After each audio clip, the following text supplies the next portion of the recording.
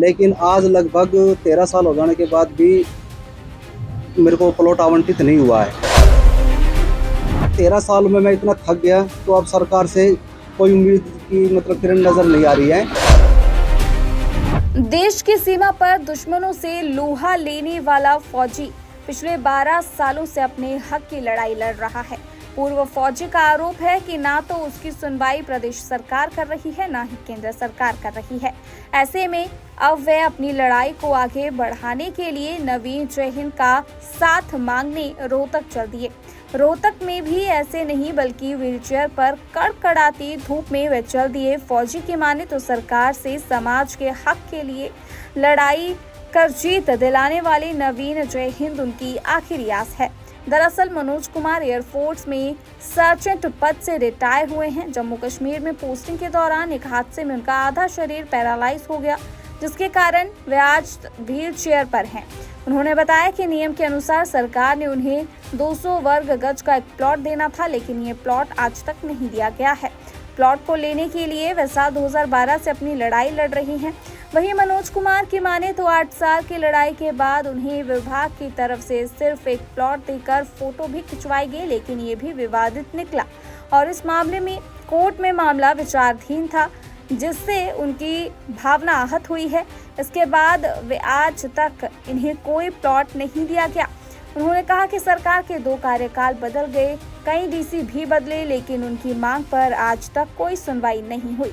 अब वे केवल समाज के हक की लड़ाई लड़ने वाले नवीन जय हिंद के पास अपनी गुहार लेकर जा रही हैं, ताकि वे उनकी इस लड़ाई में उनकी आवाज बने। फिलहाल कड़कड़ाती धूप में वे रोहतक के लिए निकल चुके हैं और उनका ये कहना है कि वे गुड़गांव से रोहतक तक अपनी इसी व्हीलचेयर के माध्यम से जाएंगे और अपनी आवाज नवीन जय हिंद के साथ मिलकर बुलंद करेंगे। अब देखना ये होगा कि देश की सेवा करने वालों की प्रदेश सरकार कब तक सुनवाई करती है। मैं 1994 में एयरफोर्स में लगा था और 20 साल देश की सेवा 20 साल देश की सेवा की और ड्यूटी के दौरान JNK में तैनाती के दौरान मेरे साथ एक हादसा हुआ और जिससे मेरा छाती से नीचे का हिस्सा पैरालाइज हो गया। तो Punjab village common land rule 1964 para 13 सब पैरा 2 के तहत जो जवान शहीद या दिव्यांग हो जाते हैं तो उनको 200 वर्ग गज प्लाट देने का प्रावधान है हरियाणा सरकार में।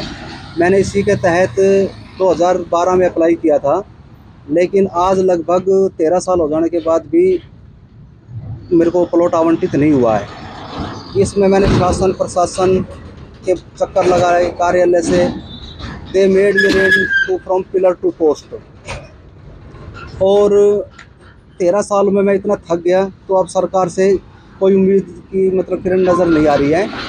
इन 13 सालों में 2 सरकारें बदल गई, 3 मुख्यमंत्री बदल गए, 8 DC बदल गए और DDP और BDO को तो अनगिनत संख्या में नंबर है।